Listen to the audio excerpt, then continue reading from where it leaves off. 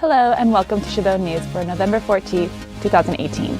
My name is Brenda, and in today's news we'll be covering Trump's clash with the media and the midterm elections. In entertainment news, Juan Waldo will talk about the passing of Stan Lee. In sports, Dee will cover Simone Biles' recent achievement. And in our top 5, Roberta will tell us the top 5 richest people in the world. All that and more coming up on Chabot News.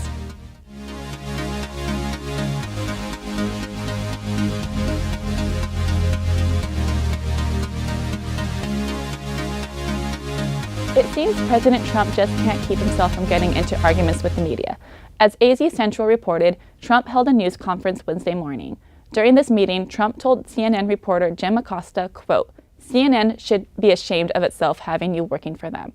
Acosta didn't hold back and said to Trump, quote, "You are a rude, terrible person. You shouldn't be working for CNN. You are a very rude person. The way you treat Sarah Huckabee is horrible." Trump proceeded to step off the podium and refused to answer questions until Acosta gave his microphone to another reporter, who happened to be ABC's Peter Xalander, who Trump didn't like either. Trump said, "Are you trying to be like him?" while pointing to Acosta. Trump continued on fighting with other reporters throughout the meeting as usual. In one of the most fateful and nerve-wracking midterm elections in decades, charged-up Bay Area voters headed early Tuesday for their local polling places, casting ballots on issues ranging from choosing a new governor to grappling with epidemic homelessness to deciding how nicely to treat egg-laying chickens. From Morgan Hill to Marin County, from the outer Richmond to Warm Springs, the local electorate came out in full force despite the morning chill, a reflection of the voting by mail surge reported across the county in recent days. By the past weekend, more than 20 million Americans had voted early in 18 states, including California. That's a higher rate than they did in 2014. Although, political analysts warn that those numbers can be misleading. And now we go to sports with Dee. The Pittsburgh Penguins' losing streak hit 5 games Wednesday night, but they finally got some good news with word that their leading scorer was avoiding a suspension. The Associated Press reported that center Evgeny Malkin wouldn't face a disciplinary hearing for his hit to the head of Washington Capitals winger T.J. O'Shea. Malkin received a match penalty, which triggered an automatic review, and was ejected during the third period of Wednesday's 2-1 loss in Washington. O'Shea, who had left the game earlier after being high-sticked in the eye, went to the dressing room to be checked out under the league's concussion protocol. He returned and scored the winning goal with 1 minute and 14 seconds left. Simone Biles set yet another record the final day of the World Gymnastics Championships in Doha, Qatar, as she becomes the first American to win a medal in every event at Worlds. Biles, 21, secured the feat with a gold in the floor exercise Saturday. She had previously won gold in the team final, individual, all-around, and vault, in addition to a silver in the uneven bars and bronze in the balance beam. The Soviet Union's Yelena Shushnova in 1987 was the last woman to medal in every event at a single World Championships. Back to you, Brenda. Cut. That was perfect. On Welcome Day lets new, upcoming, or interested East Bay citizens know of the many clubs and academic courses we have. The event will be held on November 15th in Building 700 in the Event Center, and it will be held from 3 p.m. to 5 p.m. Come out and learn about the programs and services we have, meet the faculty, and make new friends with various other peers that will be attending. Different workshops and college tours will be available during the Welcome Day event, so come down and be a part of the college welcome. For more information or special accommodations, contact Josue Hernandez at 510-723-7533. Rising interest rates are now clearly taking their toll on potential homebuyers. Total mortgage application volume fell 4% last week from a week earlier and plunged 16% from a year ago, according to the Mortgage Bankers Association seasonally adjusted index. Mortgage applications to purchase a home led the volume lower, falling 5% for the week to the lowest level in 2 years. Purchase applications were 0.2% lower than a year ago. MBA chief economist Michael Frantoni told CNBC, quote, "Housing supply has been quite constrained for several years. As a result, the housing market has been out of whack, with home prices increasing at twice the rate for income growth," said Michael Frantoni, the NBA's chief economist.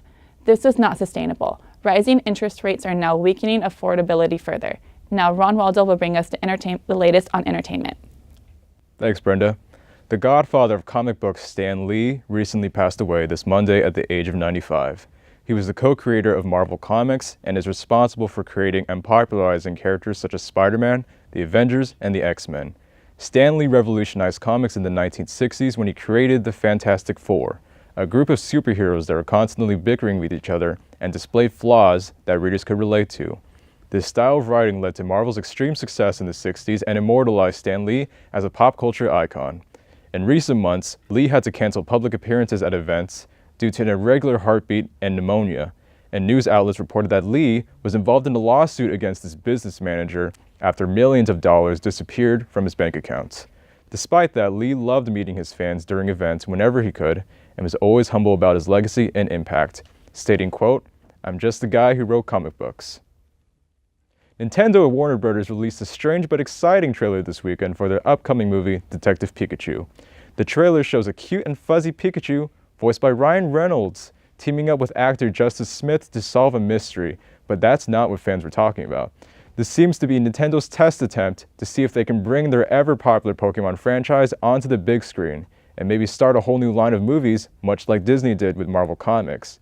It's all speculation as of now, but fans were excited to see their favorite digital critters get a new realistic look next to real-life actors, along with some elements of the video games being showcased in the trailer. Even though this will be the first Pokemon live-action movie, the story and universe of the movie will be self-contained and will have nothing to do with the games, an anime, or the characters in them, such as Ash Ketchum and Team Rocket. The movie will hit theaters May 11th, 2019, so don't miss out. Now back to Brenda with the news. On Wednesday in Concord, ABC 7 News anchor Eric Thomas presented a $15,000 check to the food bank of Contra Costa and Solano County. The money will help the food bank distribute fresh produce to people in need. This is going to be a big difference for us, said Executive Director Larry Sly. The folks back here are bagging oranges. We have donations of food available to us, fresh produce available to us year-round. It requires transportation. It requires bags. It requires all the attended pieces to get it out. ABC 7 and Disney are donating to all 5 Bay Area food banks to help fight hunger in our community. If you love chocolate and coffee, then this will be for you. Snickers and Dove had decided to give us Snickers and Dove flavored coffee creamers. It will definitely be an interesting thing to try. Even if you never really like coffee, this could change your mind. It's basically liquid candy. For those excited about these new coffee creamers, they will release in the month of January. They will come in 32-ounce bottles. The suggested price will be $3.59. However, it may vary depending on the retailer. Do you think this is what non-coffee lovers have been waiting for to get into coffee? Guess we'll find out in January. Now for Man on the Street, we had our own Michael Leonore ask people what they were most thankful for and why. Here are the heartwarming Turkey Day responses. May sound a bit cliche. A lot of people may be saying this, but I actually am real thankful for my family because I had actually moved out for a while, and then I realized just how difficult it was to be living it without a parent's brother even, sadly, but it's true. I missed them a bit too much. It's a little lonely living alone. And it's always best to have family with you. No matter what's going on, you're having a good life, going through some bad stuff, family's always there. Blood is thicker, so if you got friends or family, the friends may not be there for you if you don't have the real friends, but if you got family, most likely they'll always have your back. So yeah. I'm thankful for my friends because they changed me into the person I am today. That's basically it. I'm thankful for my family because they're always there for me when I need help. I'm thankful for my mom who has motivated me to come to college and to be someone in life. I'm also thankful for my siblings for showing me not to give up and to keep on going in life no matter what obstacles come in my way. Well, I'm thankful, for everyone that I have, my family, my friends, honestly, I'm just thankful for the life I'm living right now. I'm happy with what I have, with everyone around me. What else? I'm thankful for the life I'm living, the passion I'm I'm pursuing, my dream. I'm happy for that. And I'm just happy for the whole positive vibe I have around me. I'm thankful. I'm thankful for being alive, having clothes on my back, shoes on my feet, just being able to, be sane actually, and be at school instead of doing something else on the streets or whatever.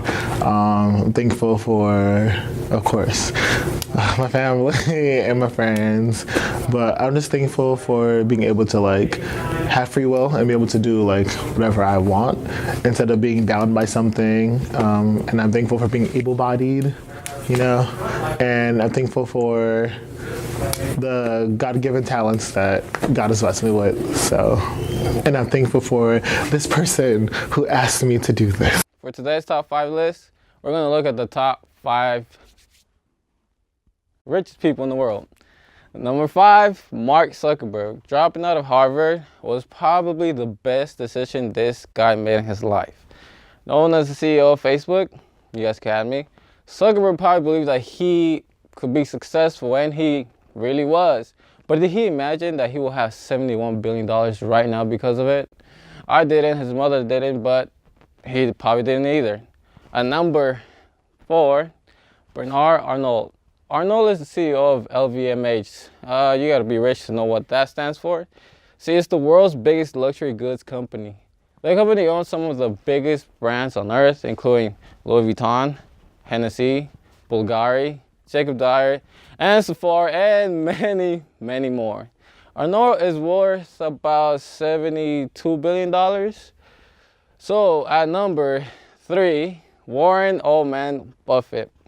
Having the fame for being the best investor of the 20th century, that guy's been rewarded for his very smart investing. He's now worth $84 billion. That is a lot of money. At number 2, Bill Gates, another Harvard dropout. I don't know what Harvard has, but they have a lot of dropout rate. So he's well known. He's a co-founder of Microsoft. He's worth now $90 billion. That's all Harvard.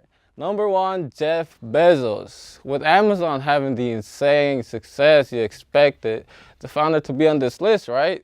Well, he's now worth $112 billion to his name. Bezos is the richest man in the world. Well, for right now, right? So we don't know what the future holds. Now, that does it for our top 5. Back to you, Brenda, and thank you for this lovely jacket, Cheer. A Story of a Dreamer is a play written and directed by Linda Amayo Hassan. The play was hosted here by our own Chabot Theater Department. Cheer was hosted last week, running from November 1st to the 3rd, and then again on November 8th to the 10th, and then ended on Sunday, November 11th. The play is about a Latina high school senior, Erica, who applies for college applications and finds out she's an undocumented citizen. Cheer is a play about the current politics in our country. Takes place in the Obama era and heavily emphasizes the struggle around immigration issues and our current political structure. 87-year-old Earl Livingston from Backwood, New Jersey, probably thought it was a bad day when he broke his hip while going to his local store to pick up a lottery ticket. Turns out luck was on his side after expressing his disappointment to the nurses at Jefferson Stratford Hospital. They decided to cut him into the hospital's lottery pool. 141 employees were in the pool, and even though they didn't get the top prize, they did end up being a $1 million winner. Livingston, of course, ended up winning a share of that million, and his nieces were touched by the act of the hospital workers. Mickey, one of his nieces, said, quote, "These people showed so much compassion. He really wanted this lottery ticket. They even put the money in for him. It's just such a nice story." That's all for Chabot News this week. Thanks to all the students and staff in the Mass Communications Department here at Chabot College for making this production possible. You can watch us anytime online at youtube.com/ChabotTV. Stay tuned to KCTH Channel 27 for more Chabot TV.